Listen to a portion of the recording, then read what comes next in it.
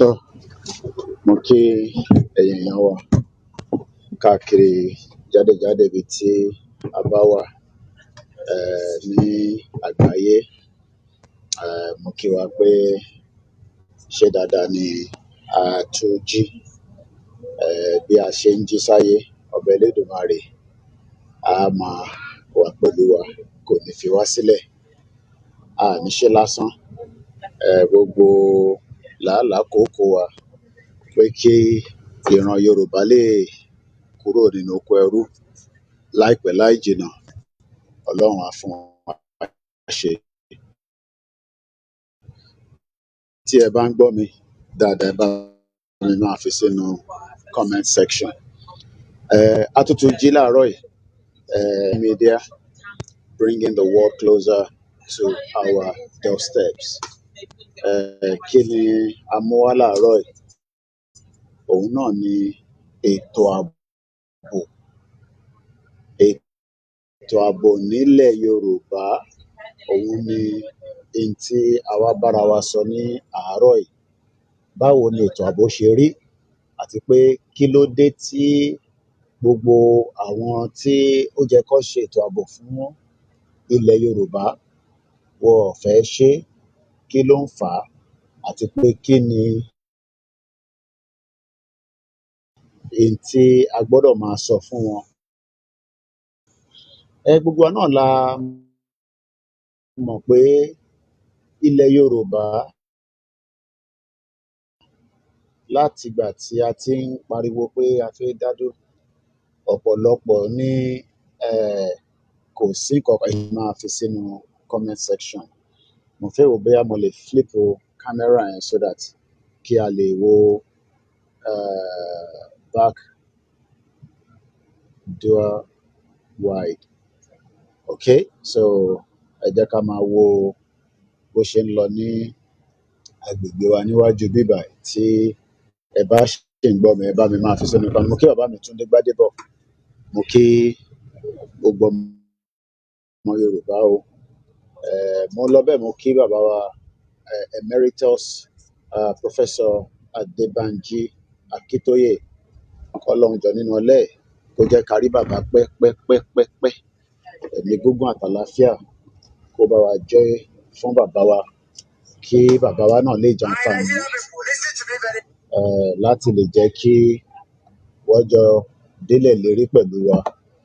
Mo kí bàbá wa lẹ́ẹ̀kan sí. Bí mo ṣe ti wá ń kí bàbá wa dé Akíntóyè, mo lọ bẹ́ẹ̀ mo kí bàbá wa Olóyè Ọmọ Adéyẹmọ, tí gbogbo wa mọ̀ sí Ìgbòho Òòṣà. Kí Ọlọ́run Elédùmarè kó jọ nínú ọlẹ́ kí ó jẹ́ ká rí bàbá wa Ìgbòho náà pẹ́. K'Ọlọ́run bá wa dúró tì wọ́n. Gbogbo akitiyan wọn lórí pé kí ilẹ̀ Yorùbá kó dúró, kí ọba Elédùmarè kó jẹ́ kó wá sí ìmúṣẹ.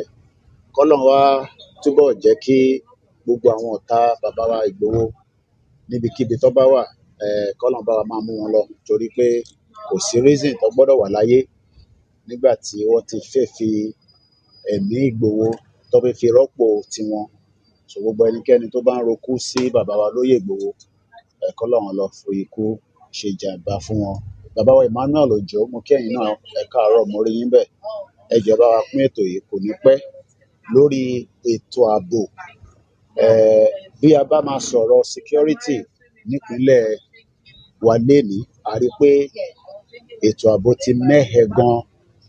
Kí ló dẹ̀ fà á ni pé àwọn tí wọ́n kó wọlé tó ń pè ní àwọn Fúlàní terrorist láti Sahel, wọ́n ti ṣe ọ̀pọ̀lọpọ̀ jàǹbá fún ilẹ̀ Yorùbá. Ó wá ń fà á kí gbogbo ọmọ Yorùbá tó ń gbé ní abúlé kó máa sá káàkiri. Ọmọ Yorùbá tó wà ní gbogbo ìpínlẹ̀ wa, ní gbogbo àwọn àbá wa, gbogbo wọn ti sá lọ torí pé kò sí ètò ààbò tó pé tó yẹ fún àwọn ọmọ Oòduà. Tá bá dẹ̀ rántí pé nígbà kan ní ọdún tó lọ sẹ́yìn díẹ̀, bàbá wa Ọọ̀ni of Ifẹ̀, Kábíyèsí Ọ̀jájá II, wọ́n ṣe security summit lórí ètò ààbò. Àwa tún rọ bàbá wa pé ètò ààbò yẹn kó jọ̀ọ́ kó bá wa gbé dìde padà, torí pé a mọ̀ pé wọ́n tó bẹ́ẹ̀, wọ́n jù bẹ́ẹ̀ lọ. Mo kí bàbá wa Kàbírù Adéṣínà, ẹ káàárọ̀.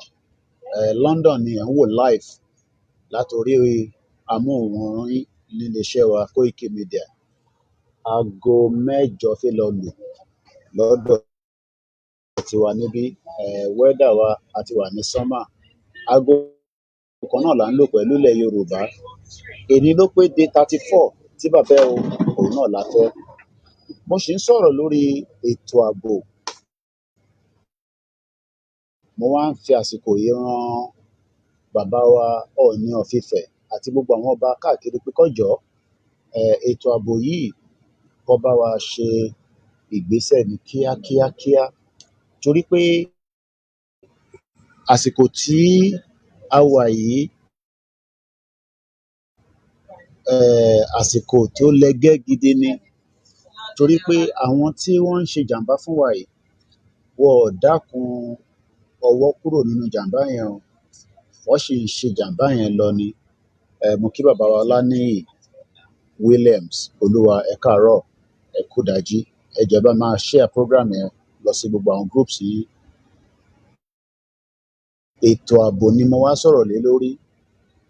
Ìlú tí kò bá ti ní ètò ààbò tó yẹ́gẹ́, tó dúró dáadáa, á jẹ́ pé irú ìlú bẹ́ẹ̀ á máa ní ìfàsẹ́yìn. Tá bá wo gbogbo ìpínlẹ̀ wa láti Kwara, ìpínlẹ̀ Kogi, ìpínlẹ̀ Ondo, ìpínlẹ̀ Ọ̀ṣun, ìpínlẹ̀ Ọ̀yọ́, ìpínlẹ̀ Ogun State, ìpínlẹ̀ Lagos títí dé Edo, a rí pé kò sí ààbò. Mo kí bàbá wa Lawrence Ọlálékan Àṣẹ, happy new day fẹ́yìn náà. Koiki ni, kò ń ṣe Koikiko. Koiki ni orúkọ tí à ń jẹ́. Ọmọ Ìjẹ̀bú Òde, ọmọ Yorùbá tó fẹ́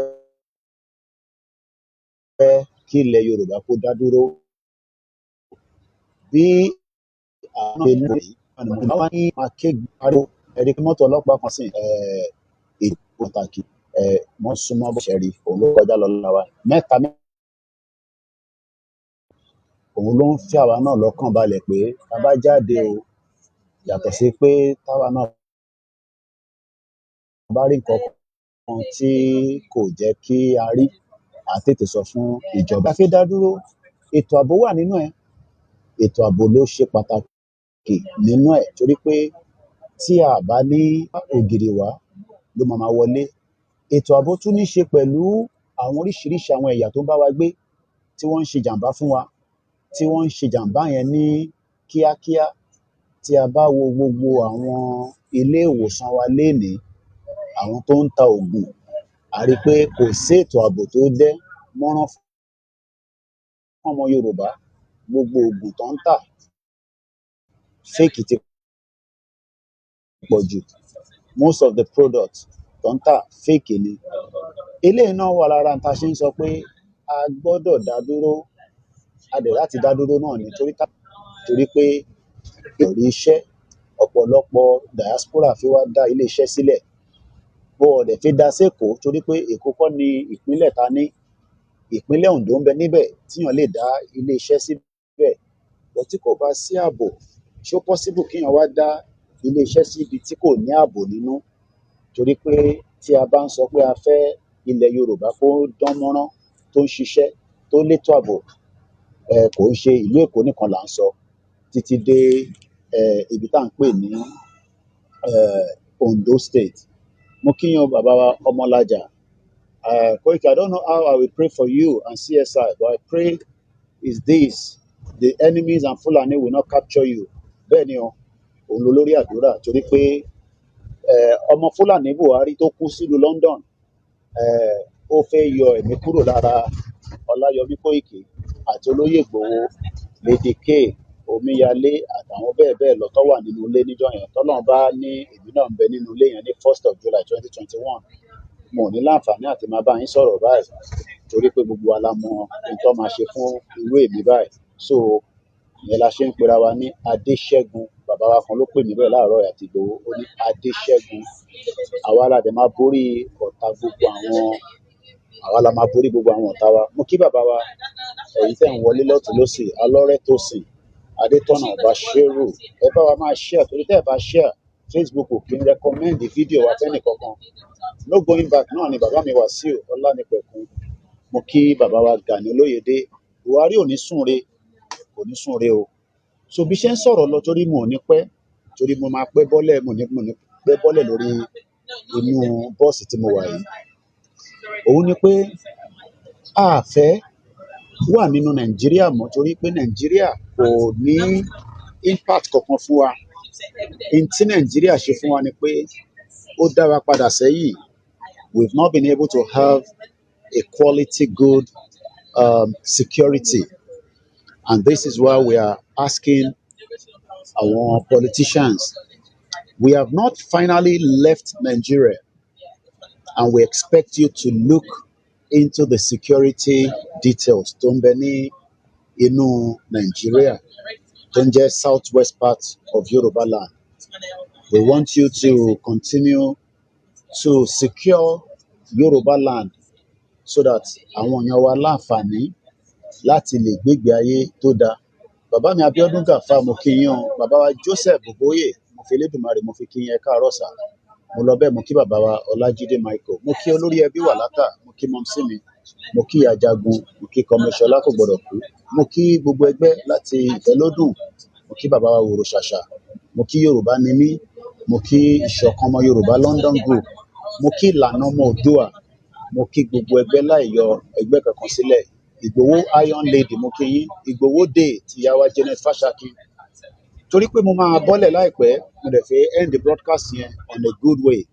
Ohun tí mo kàn fẹ́ sọ fún gbogbo ọmọ Yorùbá ni pé ẹ máa pariwo pé ètò ààbò ilẹ̀ Yorùbá kó tó di pé a máa fi Nàìjíríà sílẹ̀, ó ṣe pàtàkì, ó ṣe kókó. Bàbá mi Ọládélé, mo kí yín. Bàbá wa Usman Buhari ṣèjọba Nàìjíríà, ó wá kú sí London. Ẹ rí i pé ọ̀rọ̀ yẹn ìgẹ́ta sí bí. So ibi tí a máa mú ètò yẹn wá ní àárọ̀ yìí nìyẹn. Mo kí yín o. Yorùbá nation, no going back. Ilẹ̀ Oòduà á gbè mí, á gbè wọ, àdélé lérí o, láṣẹ Èdùmàrè. Bye for now.